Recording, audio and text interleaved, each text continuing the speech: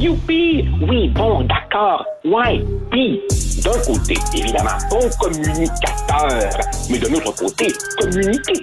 Quoi, au juste? Et pourtant... Un sociologue, pas comme les autres.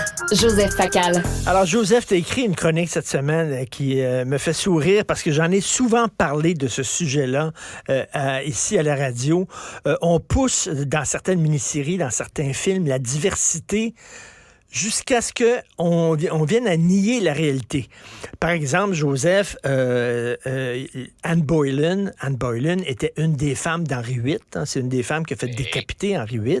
Il y a une mini-série sur la vie d'Anne Boleyn. Elle est jouée par une noire.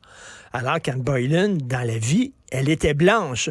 Alexander Hamilton, la fameuse comédie musicale Hamilton, qui a gagné plein de prix sur un des pères fondateurs. Là, il était avec Jefferson, puis il était avec toute la gang là, des pères fondateurs de la Constitution.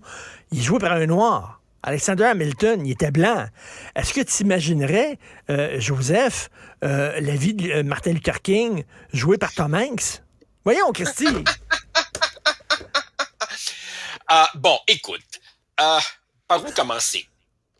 D'abord, je ne m'attendais pas à ce que tu me lances cette balle courbe et que tu m'amènes sur ce sujet, mais puisque j'en ai moi-même traité, oui. Allons-y. Écoute, Richard, c'est un sujet complexe. Il est vrai que traditionnellement, le cinéma, la télévision, la publicité ont manqué de diversité au sens que l'on donne maintenant à ce terme. C'est vrai que c'était uniformément des Blancs et qu'on poussait même la caricature jusqu'à, et c'est l'exemple que j'évoque, rappelle-toi, un classique de notre enfance, Laurence d'Arabie ou Alec Guinness, plus british que ça, tu peux pas. On lui met 1 pouce de maquillage pour le faire passer pour un arabe. Donc, je comprends très bien que certaines minorités se soient senties tout à fait exclues.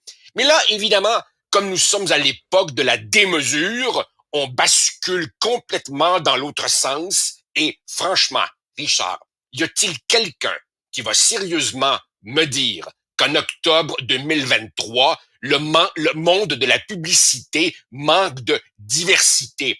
Tu as toutes les couleurs de l'arc-en-ciel et quand tu regardes nos pubs, tu as vraiment l'impression que les couples mixtes sont devenus la norme. Voyons donc.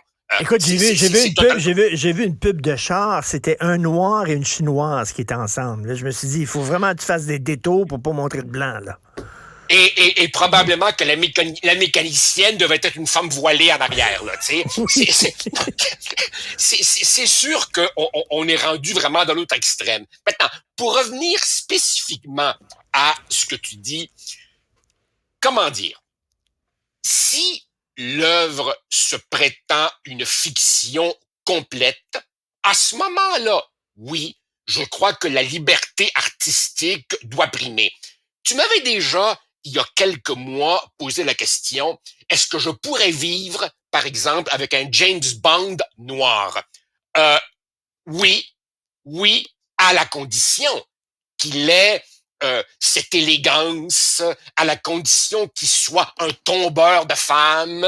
Mon problème avec un nouveau James Bond ne serait pas la pigmentation de la peau.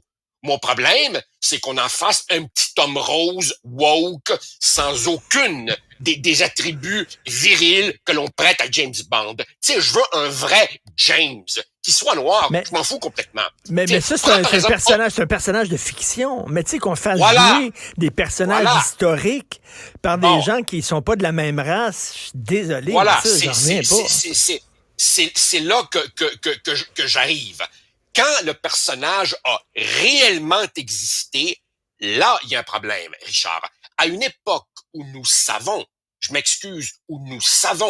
que les connaissances historiques de nos jeunes sont d'un niveau abyssal et sont même en recul, franchement, beaucoup d'entre eux vont réellement croire que la cour d'Henri VIII s'était peuplée de gens de toutes les couleurs de peau. Non, je m'excuse. Et par ailleurs, tu noteras, et on aurait 10 chroniques à écrire, Richard, sur la fabuleuse hypocrisie d'Hollywood. Car évidemment, prendre un personnage blanc et le faire jouer par quelqu'un d'une autre couleur, ça passe. Mais comme tu le dis toi-même, imagine qu'on ferait une biopic sur Martin Luther King, Barack Obama ou Nelson Mandela et qu'ils étaient joués par Tom Hanks ou Shia LaBeouf. Là, évidemment, ça hurlerait. Mais quand on fait l'inverse, là, c'est du progressisme. Oui. Non, c'est absolument fou raide. C'est fou raide. Mais t'as raison bon, qu'avant, Breakfast at Tiffany's de Blake Edwards, grand film. Souviens-toi, il y a un personnage, le voisin japonais, est joué par Mickey Rooney, où ils ont mis des fausses dents, avec c'est épouvantablement offensant. Tu regardes ça aujourd'hui, ça n'a pas d'allure. C'est une caricature odieuse d'un Asiatique. À l'époque, ça passait. Aujourd'hui, ça passe beaucoup moins bien. On comprend ça. Mais two wrongs don't make a right. Voilà. Et c'est, Richard. Alors, certaines personnes disent wokisme est devenu un mot valise qui englobe à peu près n'importe quoi. C'est vrai, parce qu'évidemment, des tas de causes s'en réclament. Mais il n'est pas faux de dire qu'on part d'un problème réel, le manque de diversité et les représentations stéréotypées, caricaturales et offensantes. On part d'un constat réel et on exagère tellement qu'on finit par nuire à la cause qu'on prétend aider. Alors, si tu veux, je pense que la ligne devrait être, quand c'est un personnage de fiction, tout est possible. Tu sais, qu'Othello soit joué par un Japonais, j'ai aucun problème avec ça. Mais quand c'est un personnage qui a réellement existé, là, évidemment, il faut être dans la véracité historique. Ultimement, quand on rentre évidemment dans les quotas, quand on rentre dans les nains devraient être joués par des nains et les obèses devraient être joués par des obèses, alors là, je dis non.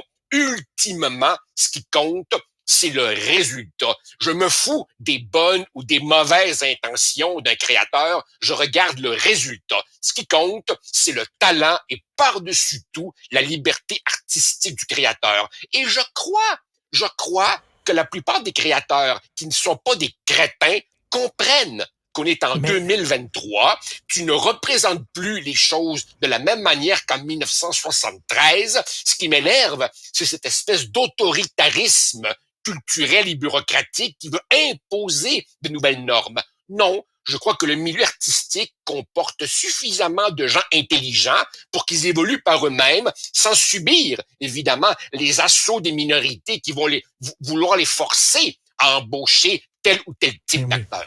Bradley Cooper joue Leonard Bernstein, le maestro, le chef d'orchestre, et il s'est fait mettre un nez aquilin, là, un nez... et là, on dit c'est épouvantable, c'est une caricature de juif. Ben, il dit, avez-vous vu le nez de Leonard Bernstein? Il y avait un nez comme ça je te dis, Christy. C'est ça. Moi, je n'ai aucune théorie générale sur les appendices nasaux au sein de la communauté juive. J'ai jamais examiné cette question, mais j'ai vu des photos de Leonard Bernstein. C'était un appendice nasal presque digne de Cyrano de Bergerac, une péninsule. C'est un cap, c'est une péninsule.